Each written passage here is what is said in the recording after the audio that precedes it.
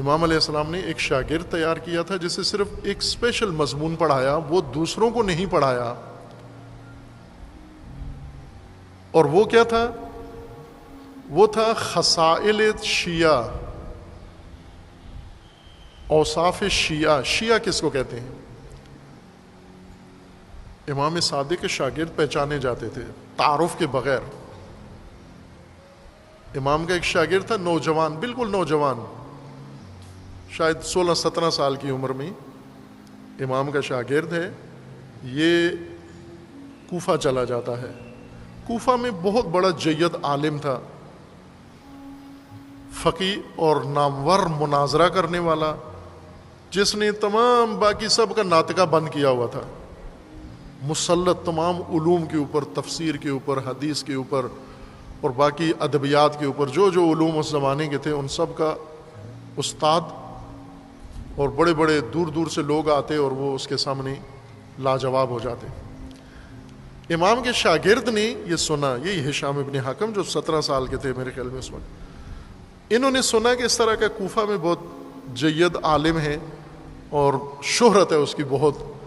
چلے گئے اس کی مجلس میں. وہ بیٹھا ہوا تھا ایک شہر کے چوراہے میں یا کسی جگہ عام جگہ پر جہاں عوام بھی تھے، پبلک بھی تھے، یا حجرے میں مثلا کسی جگہ بیٹھا ہوا اور درس دے رہا ہے اور لوگ اس کے کھچا کھچ بھرے ہوئے، جگہ بھی نہیں ہے، بیٹھنے کی جگہ نہیں ہے. اور ہشام کو اس کے درس میں خصوصی شرکت کرنے دی. یہ کافی میں، اصول کافی میں ہے یہ روایت. ہشام اب جوان، نوجوان، یہ پھلانگتا آگے جانے کی کوشش کی. لوگوں نے ڈانٹ کے بٹھا دیا، کہا جو باہر جگہ نہیں ہے، کدھر جا رہے ہو.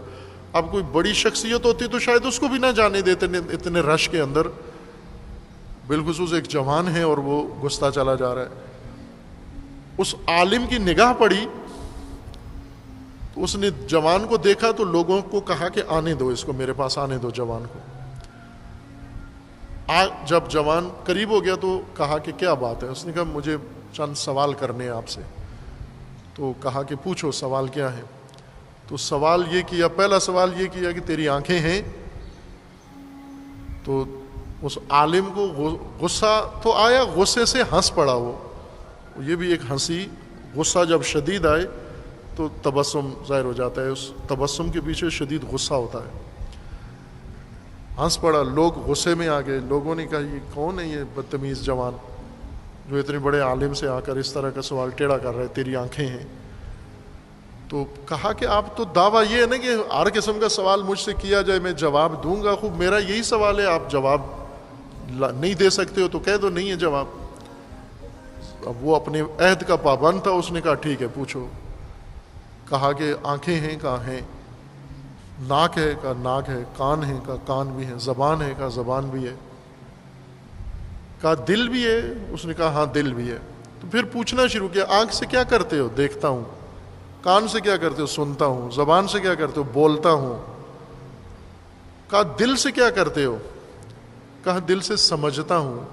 تو کہا جب اتنے ہیں، یہ کان بھی ہے، ناک بھی ہے، آنکھ بھی ہے، سب کچھ ہے، تو دل کی کیا ضرورت ہے؟ اتنے اعضاء و جوارے تو ہیں تیرے، ان سب کے ہوتے ہوئے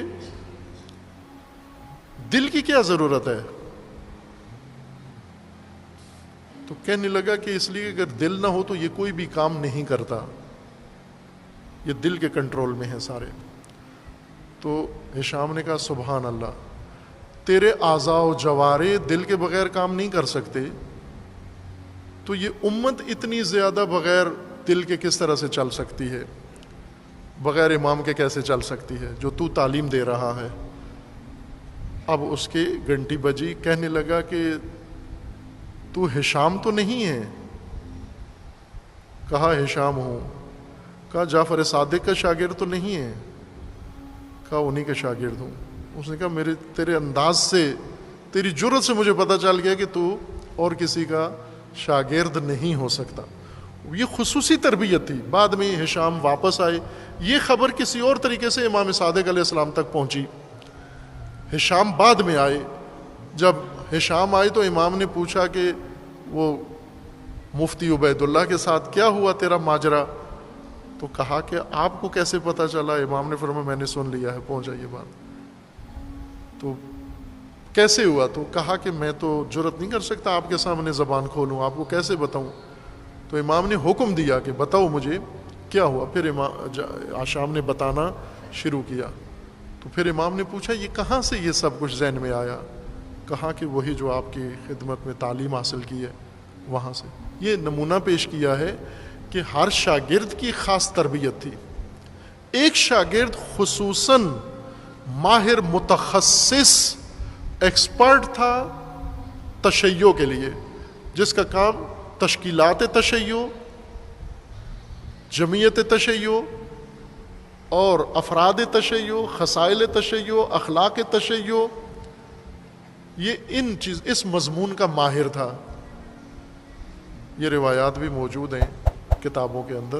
یہ ایک ہی راوی کو تعلیم دی کہ جو جا کر میرے شیعوں کو یہ بتاؤ شیعہ کون ہوتا ہے۔